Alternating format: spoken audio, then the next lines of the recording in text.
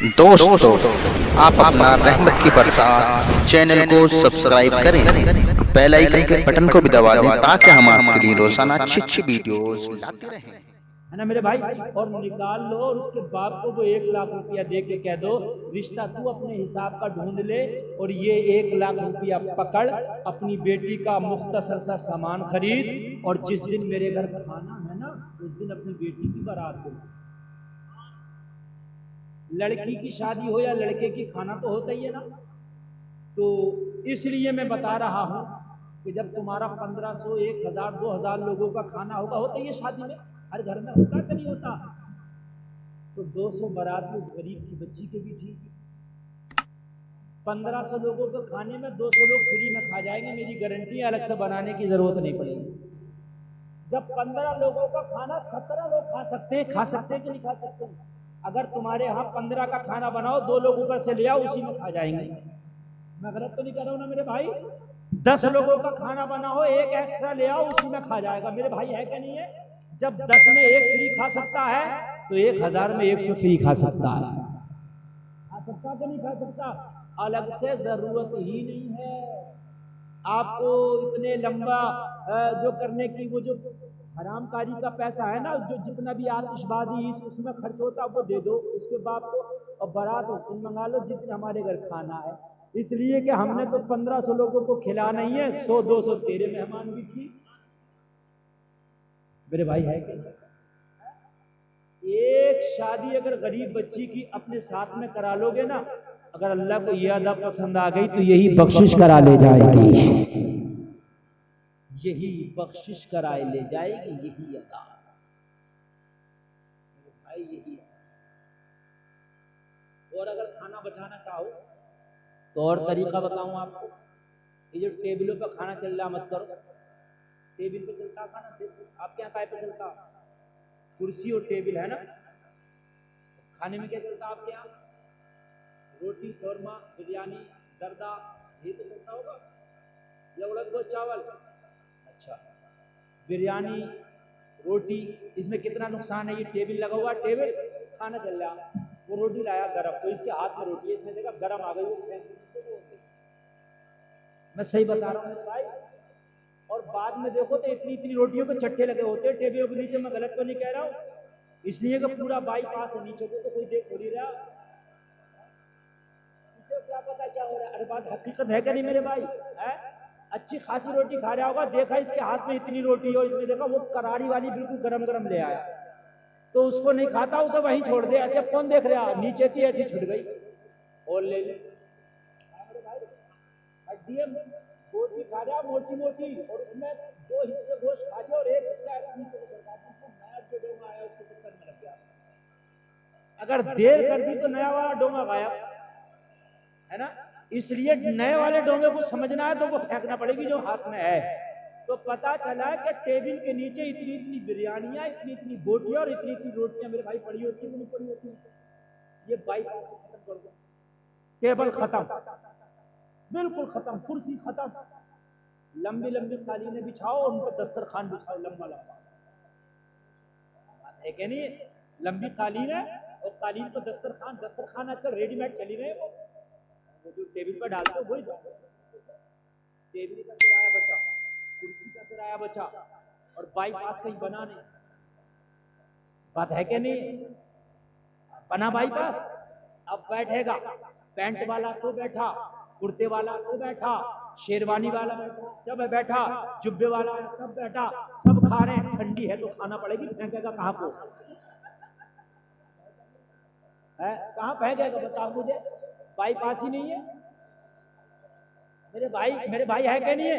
1500 लोगों में अगर इस तरीके से खिला दिया तो 200-300 का तो वैसे ही बच जाएगा भाई। बच जाएगा नहीं बच जाएगा? टेबल का किराया, कुर्सी का किराया खत्म, और प्लस रोटी बोटी बची, है ना। तो यार गरीब की बच्ची तो इसी में चल जाएगी, इसी में उसकी शादी का इंतजाम हो जाएगा मेरे भाई। हो जाएगा कि नहीं हो जाएगा? तो यार ये कितनी अच्छी। अच्छा सुन्नत की सुन्नत अदा हो रही है। टेबल पे बैठ के खाना सुन्नत नहीं है, जमीन पे बैठ के दस्तरखान बिछा के खाना मेरे नबी की सुन्नत है। खाना जो तुम्हारा दिल करेगा तो मैं ये नहीं करेगा खाने को, तुमको मैं तो ये कर रहा हूँ जाफरान के लड्डू। ये अल्लाह अगर आपको दे रहा तो मेरे जेब से क्या जा रहा है? अच्छी बात है, अपने मेहमानों की खातिर तवाज़ु करो, मैं क्यों मना करने लग जाऊं भाई? अल्लाह ने आपको दिया है तो आप करो, अच्छी बात है, लेकिन जितनी हैसियत है उसके हिसाब से कर लो। अगर आपकी हैसियत कम है तो तुम कर्जा लेके ना करो। शरीयत ये कह रही है जितनी हैसियत है उसके हिसाब से अपने मेहमान की मेहमान तवाज़ु। भाई बात अच्छी है क्या नहीं है? तो ये तरीके अपनाओ यार, सुन्नत के तरीके। किसी गरीब की बेटी का भी ख्याल करो। मेरे भाइयों, आज कितनी बच्चियां अपने घरों में, बाप के घरों में ऐसी हैं जो बैठी हैं, उनके बापों के पास इतना पैसा नहीं कि वो अपनी बेटियों का डोला विदा कर सके, वो अपनी बेटियों की शादी कर सके। मेरे भाइयों बड़ी गरीब हैं, वो अपने घर में कढ़ाई कर करके, जरी का काम कर करके अपना पेट पाल रही हैं। और मेरे भाइयों, हमने डिमांडें बहुत बहुत लंबी कर दी हैं। मेरे भाइयों, गरीबों का ख्याल करो। अल्लाह ने अगर तुम्हें दिया है तो ये नियत बना लो, इन्नमल अमालु बिन्नियात, अमल का दारो मदार नियत के ऊपर होता है। लोगों जरा गौर करो, तुम ये नियत बना लो नौजवानों कि मुझे जब भी शादी करना है, अपनी शादी में एक गरीब बच्चे की शादी जरूर कराऊंगा। अगर शुरू से तूने इरादा कर लिया, मैं कसम खा के कहता हूं, अल्लाह, इरादा करना तेरा काम है, इस इरादे को पूरा कराना ये रब का काम है। नारे तकबीर, नारे रिसालत, नारे तज़कियत, मक़सदे आला हज़रत, फैज़ाने आला हज़रत, फैज़ाने सरकारे मदीना, हज़रत अल्लामा मुफ्ती गुलफ़ाम रज़ा रामपुरी, हज़रत अल्लामा मुफ्ती गुलफ़ाम रज़ा रामपुरी। नारे तकबीर, नारे रिसालत। अब भाइयों, अच्छी लग रही है कि नहीं तकरीर? मजा आ रहा कि नहीं? और मैं बड़ी मेहनत कर रहा हूँ मेरे भाई। हाँ, इस मैच पर बोलना बड़ा मुश्किल काम है मेरे भाई। यास मोहम्मद साहब की मोहब्बत, आप लोगों की मोहब्बत है, मैं बहुत मेहनत से तकरीर कर रहा हूँ, आप मोहब्बत से सुनिएगा, ठीक है? क्योंकि मुझे रोज़ कहीं ना कहीं घंटा 1.5 घंटा बोलना होता है। तो मेरे भाई, एक दिन बोलने का काम है कोई बात नहीं, तो रोज़ बोलना है, इसलिए बड़ी मेहनत कर रहा हूँ। आप ज़रा मोहब्बत से सुनिए। दूल्हा मियाँ का देना, दूल्हा मियाँ माशाल्लाह, अल्लाह सलामत रखे आपको, इस शादी को खाना आबादी बनाए, मुबारक फरमाए शादी को। दूल्हा साहब, बारात चल जाएगी, चली गई, चली गई, अब तो चली गई तो चली गई। अब जिसकी जाना बाकी है वो कोशिश करे कि अपनी शादी में कोई भी शरीयत के खिलाफ काम नहीं, ये कोशिश करे। देखो एक बात बताऊं, 2 भाई, एक बाप के 2 बेटे, कितने बेटे? दोनों पे जमीन बराबर बराबर, माल सब बराबर बराबर। एक बेटा ये इरादा कर ले कि मुझे हज करना, और एक ये इरादा कर ले मुझे नहीं करना, मुझे प्लाट लेना। जो इरादा कर लेगा अल्लाह उसे हाजी बना देगा, है ना? अब उससे दूसरे भाई से पूछो कि तेरे भाई ने 5 लाख का हज किया, माल तुझे भी अपने बाप की तरफ से इतना ही मिला था जिसे जितना इसे मिला, वो 5 लाख तू बता तेरे पास दिखाई नहीं सकता। मैं हकीकत बता रहा हूँ, जमा नहीं दिखा सकता। इरादे पे सब कुछ काम है। उसने इरादा कर लिया, अल्लाह ने 5 लाख का इंतजाम करा दिया, हज कराया। और जो दूसरा भाई नहीं करके आया, 5 लाख नहीं 500 रुपए नहीं दिखा सकता कि मैंने जमा करके दिखाया। तुम इरादा कर लो कि अपनी शादी में एक लड़की को निभाना है तो इंशाअल्लाह निभा जाओगे। ये मेरा वादा है, निभ जाएगी। अब जरा गौर करना, जब ये लड़की का बाप गुस्से में आया तो कहने लगा गुस्सा करने की जरूरत नहीं, ये पूछ मुझे भेजा किसने है। जरा सब लोग बोलो सुभान अल्लाह। याद है ना आपको? याद है ना भाई? पूछ भेजा किसने, का किसने भेजा? का नबियों के सरदार ने भेजा, आमिना के लाल ने भेजा, मोहम्मद अरबी ने भेजा। इतना कहना था मेरे भाई, लड़की का बाप बोला अभी तुझे वापस नहीं जाना, वो सभी ठंडा हो गया। कहने लगा अपने घर में मशवरा कर लूं, मशवरा करके जैसा होगा जवाब दे दूंगा। भाई अभी रुक जा जरा, मैं मशवरा कर लूँ घर में। घर गया, बीबी से बोला बेटी का हाथ मांगने वाला आया है, क्या ख्याल है, हाथ दे दें? तो माँ तो माँ है ना। कहा कैसा है लड़का? कहा मदीने का जो सबसे गरीब है वो ये हाथ मोहम्मद भाई। बड़े मेहनती आदमी हैं ये आपके इमाम साहब, माशाअल्लाह, अल्लाह इन्हें सलाम करे। बहुत मेहनती आदमी हैं, अल्लाह इन्हें सलाम करे। एक वक्त में कई काम कर लेते हैं, सुभान अल्लाह। मैं इनसे बहुत मोहब्बत करता हूँ, इसमें कोई शक नहीं। और इन्होंने ये फ़ौरन मेरी तारीफ ले ली, जबकि मार्च में मेरी तारीफ मिलना बहुत मुश्किल। मार्च की तारीफ मेरी है, मार्च के बाद रमज़ान आ रहा, इसी में सारी तारीखें मेरी बुक है और पूरा मेरा मार्च फिक्स है मुझे कहाँ कहाँ जाना। इन्होंने बीच में पैर लगाया और कहा था नहीं है, अजीमगंज है ये, अजीमगंज। मैंने कहा भाई आना है, आपने कहा है तो मुझे आना इंशाल्लाह, गुंजाइश करके और मैं आ गया। अब सुनना ना सुनना आपके ऊपर है, आप चाहे इसे हवा में उड़ा दो या मोहब्बत से सुनना, फिर कुछ पता ना अगली बार कब आना हो। अब आना है तो इसी को सुनना। सुभान अल्लाह। माँ थी कहने लगी कि लड़का कैसा है, बेटी का हाथ मांगने आया। कहा बताऊंगी तो तुम गुस्से में आ जाओगी, बताऊंगा तो बताओ ना। मदीने का जो सबसे गरीब फला शख्स है वही है। कहा उसकी हिम्मत मेरी बेटी का हाथ मांगने की। कहने लगा गुस्सा करने की जरूरत नहीं है, वो खुद नहीं आया, उसे किसी ने भेजा है। कहा उसको भी देख लूंगी जिसने भेजा है। गुस्सा था ना, उसको भी देख लूंगी जिसने भेजा। कहा पहले नाम तो सुन लो, बाद में देखना। कहा किसने भेजा? कहा नबियों के सरदार आमिना के लाल ने भेजा है। इतना कहना था तो माँ का गुस्सा ऐसे हो गया जैसे आग में पानी पड़ गया।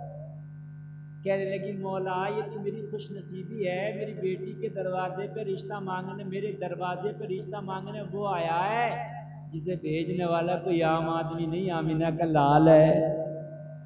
कहने लगी वो मेरे शोहर को गरीब जरूर है, वो मेरे शोहर उसका घर जरूर नहीं है, वो मेरे शोहर उसका कारोबार जरूर नहीं है, मगर गौर ये करने की बात है कि भेजने वाला मोहम्मद है। मेरी तरफ से तो हाँ, आप कहने लगे मेरी तरफ से भी हाँ है। फिर कहने लगे बेटी से और पूछ लो, उसकी जिंदगी का मसला है ना। और एक बात बताओ मेरे भाइयों, आगे से लेकर पीछे तक सुनो, आप सुनो, जहां पर आप रिश्ते करते हो अपने बेटों को बेटों से पूछते हो तो फला जगह तेरा रिश्ता करना चाहते हैं, आमतौर से बेटे से पूछ लिया जाता है। और अगर बेटा मना कर दे तो रिश्ता नहीं करते घर वाले। ये बात हकीकत है कि नहीं? बेटा मना भी करते। जैसा बेटों से आप पूछते हो वैसे कभी बेटियों के भी रिश्ते किया करो ना, तो उनका भी हक है, उनसे भी पूछ लिया करो। ऐसा नहीं कि बेटों से पूछा जा रहा है कि फला जगह रिश्ता करना चाहते, कर दिया जाए कि नहीं कर दिया जाए। जैसे बेटों का हक है वैसी बेटियों का। माँ पूछ ले, भाई ना पूछ पाए बाप पूछ ले, भाभी पूछ ले, इशारों में पूछ ले कि फला जगह तुमसे तुम्हारा रिश्ता आया है, आपकी मर्जी है। हाँ, बेटी की मर्जी भी जरूरी है, इसलिए कि जैसे आप बीवी के साथ जिंदगी गुजारोगे वैसे ही वो भी शोहर के साथ जिंदगी गुजारेंगे। हमारे यहाँ क्या होता है, हम बेटे से तो पूछ लेते हैं मगर बेटियों से हम पूछते ही नहीं कि उनकी रजा क्या है, उनके मन में क्या है। मेरे भाइयों, शरीयत ने दोनों को बराबर का हक दिया है। जहां बेटों से पूछना है वहां बेटियों से भी पूछना चाहिए। माँ बोली और मेरे शौहर मेरी तो इजाजत है, मगर बेटी से भी पूछ लो, इसलिए कि मदीने का सबसे गरीब इंसान है। जिंदगी हमें नहीं गुजारना है, जिंदगी हमारी बेटी को गुजारना है। पता नहीं बेटी के दिल में हो कि ना हो, पता नहीं बेटी की मर्जी हो कि नहीं हो, पता नहीं बेटी चाहती है कि नहीं चाहती है इस रिश्ते को। बेटी से पूछो। ओ मेरे भाई जरा गौर करो, बेटी के पास बाप गया और बाप जाने के बाद में बोला, ओ मेरी लखते जिगर, ओ मेरी नूरे नजर, आज तेरा एक रिश्ता आया है, मैं तेरी इजाजत का तलबगार हूँ, मैं मालूम करने आया हूँ तुम्हारी क्या चाहत है। कहने लगी ओ मेरे बाप, इतनी जल्दी रिश्ता आ गया, अभी शादी की क्या जरूरत थी। कहा मेरी बेटी तुझे इख्तियार है, तेरी माँ भी राजी है, तेरा बाप भी राजी है, मगर सुन ले फैसला तेरे ऊपर है, क्या तू करना चाहती है। कहा बाप कौन है? बताया वो है जो मदीने का सबसे करीब, रखने के लिए घर नहीं है, जहाँ तेरा तोला जाएगा, उसका अपना मकान नहीं है, कोई कारोबार नहीं है। बेटी खामोश है। ओ बाप, जब इतना कुछ है तो फिर मेरा रिश्ते तूने देने की इजाजत कैसे दे दी, मेरा हाथ देने की तूने हाँ कैसे कर ली, तुम राजी कैसे हो गया। ओ मेरी बेटी सुन ले, वो आया खुद नहीं है, भेजने वाला आमिना का लाल। अब बता क्या करना। बेटी खामोश और खामोश होकर बोली बाबा जान, अगर भेजने वाला आमिना का लाल तो जो आया है ना, अगर इससे भी कोई कमतर होता जब भी आपकी बेटी शादी के लिए राजी है, यार जरा जोर से कह दो सुभान अल्लाह। अब तो है, अगर इससे भी कम होता, उसके चारों हाथ पैर तो सलामत है, अगर कोई हाथ पैर भी गायब होता, विकलांग होता, माजूर होता, अल्लाह के रसूल का हुक्म है तो आपकी बेटी मानने के लिए तैयार है। इसी को कहते हैं इश्क तेरे सदके जल्ले से छुटे। ले जो आग बुझा देगी